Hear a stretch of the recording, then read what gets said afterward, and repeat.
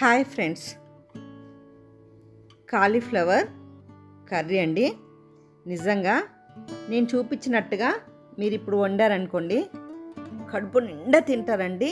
మళ్ళీ మళ్ళీ వండుకుంటారు. ఎందుకంటే అంత టేస్ట్ వస్తుంది, ఆ కూర అంత బాగుంటుంది కాబట్టి.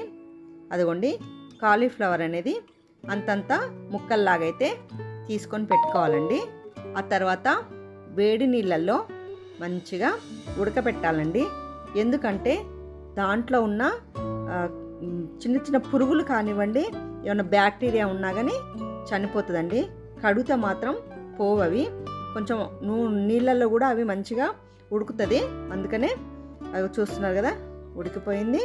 అందులో ఏమన్నా బ్యాక్టీరియా ఉన్నా కానీ చనిపోతుంది. పురుగులు అయితే పోయి అది మాత్రం క్లీన్ అయిపోతుందండి.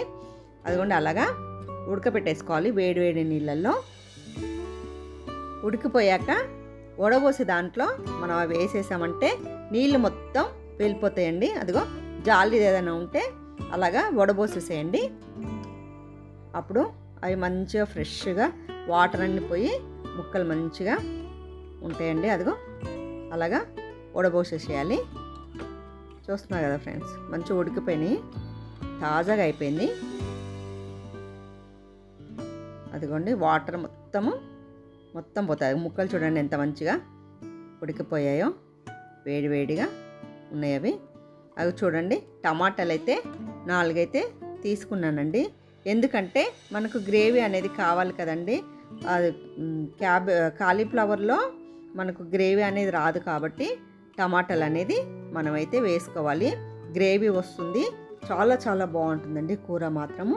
అదిగోండి, అలాగా ముక్కలు చేసేసుకుని అయితే మిక్సీ దాంట్లో అయితే వేసేసుకున్నాను. ఉల్లిగడ్డలు కూడా ఒక 3 ఉల్లిగడ్డలు తీసుకున్నానండి. మనకు గ్రేవీ చాలా కావాలి కాబట్టి ఒక 3 ఉల్లిగడ్డలు తీసుకొని సన్నగా తరిమానండి. సన్నగా కట్ చేసుకోవాలి అవి. అదిగోండి, టమాటాలు ఇంతకుముందు కట్ చేసుకున్నాను కదా, దాంట్లో జీడిపప్పు కూడా వేసానండి.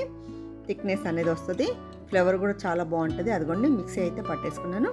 మనమైతే మూకుడు పెట్టేసుకొని ఆయిల్ అయితే పోసేసుకుందామండి.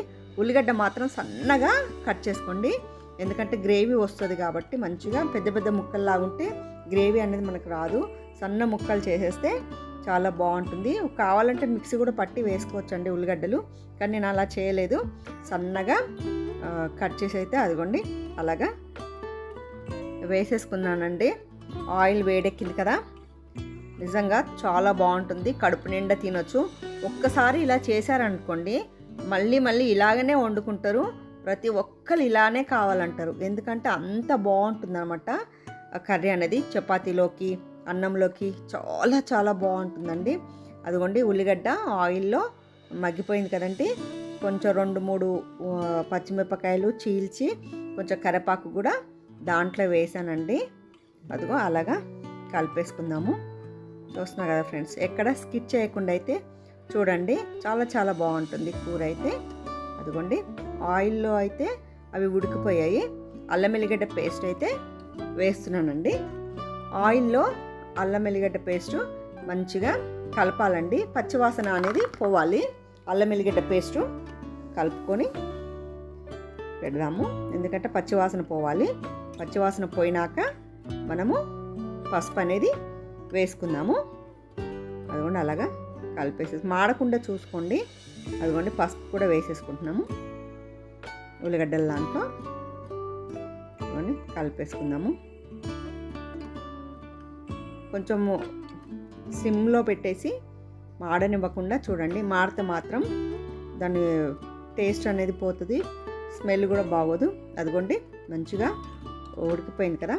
ఇంతకుముందు మనము కాలీఫ్లవర్ ఉంది కదండి, అది మంచిగా వేడి నీళ్ళల్లో ఉడకపెట్టేసి వంపేసాం కదా. అదిగోండి, అది అనేది ఉల్లిగడ్డల దాంట్లో వేసేసుకోవాలి.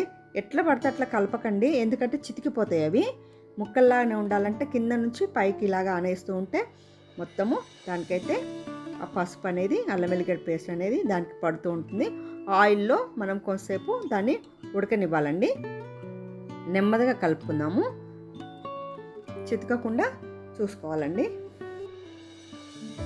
నిజంగా చాలా చాలా బాగుంటుందండి కూర మాత్రము. అదిగో చూస్తున్నారు కదా, అలాగా మూత పెట్టేద్దాము. ఆయిల్లో అది కాలీఫ్లవర్ అనేది మంచిగా మగ్గాలండి. నేనైతే కారం కూడా వేస్తున్నానండి. 2 స్పూన్స్ కారం అయితే వేస్తున్నాను. అదిగోండి, దానికి తగ్గట్టుగా ఉప్పు కూడా వేసేసుకోవాలి.